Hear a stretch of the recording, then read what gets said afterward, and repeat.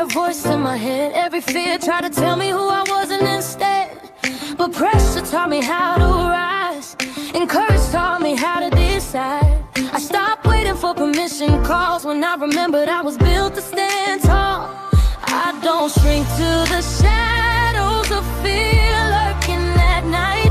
On the wings of courage and freedom is where my wings take flight. I'm focused, fierce, and finally free, standing in truth, becoming me. I don't dim down, I don't delay, I rise with purpose, I'm here to stay. I trust my voice, I trust my will, I've got the strength, I've got the skill, no matter how difficult the trail. This is the power to prevail. They said stay small, play it safe, behave, but I was never made to live afraid. Found my voice by unleashing it, increased my strength by fighting through my weakness. Every scar became my proof, every fall refined my truth. I don't live by default now, I design my life, I know how. I don't wait, I rise and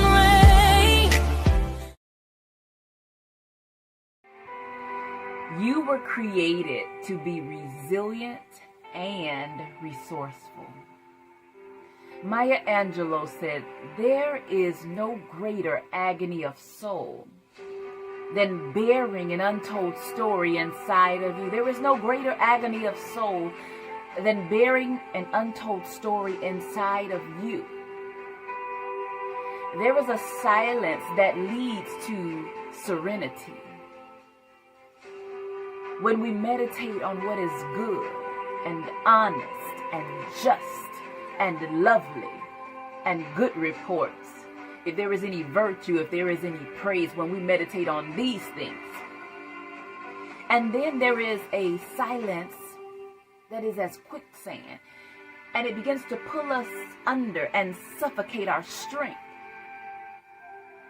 We don't want the latter, a silence that suffocates.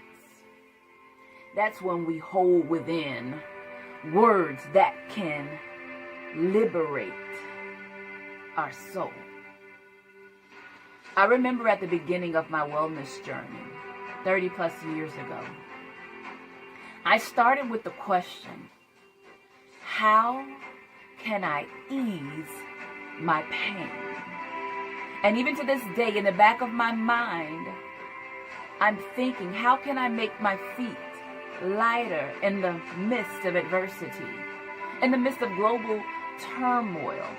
Self-care becomes a form of activism against systemic oppression, a system that is designed to dehumanize those that are worthy of being dignified with honor and respect. Michelangelo, world-renowned artist, at the age of 88, he said, "I regret that I spent so little time in the eternal care of my soul." The care for my eternal soul was his regret. Self-care. It is a gift that keeps on giving.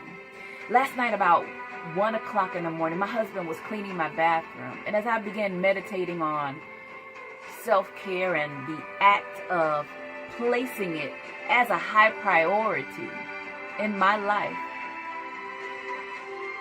I began to think, wow, this loving man is a result of my decision to choose a kind man.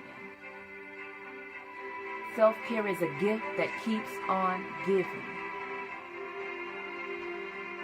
So as you think about how you can tend to your soul, and nurture your inner needs? How can you ease the load? How can you lighten the feet that carry you through a world of challenge?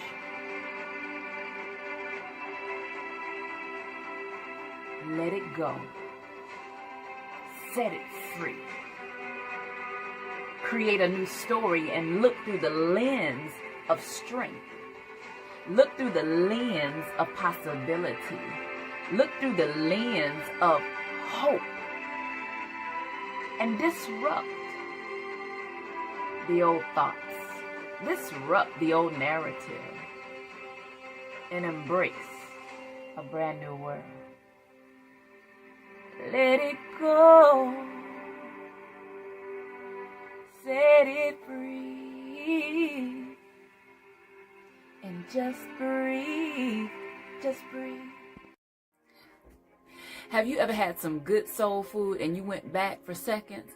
Well, this is your invitation to keep eating all you want to eat. Visit me online at queenfidence.com, QUEENFIDENCE. Subscribe to our YouTube channel, youtube.com/@queenfidence. Follow us on social media platforms. And more importantly, remember who you are. This is your time, and the time is now.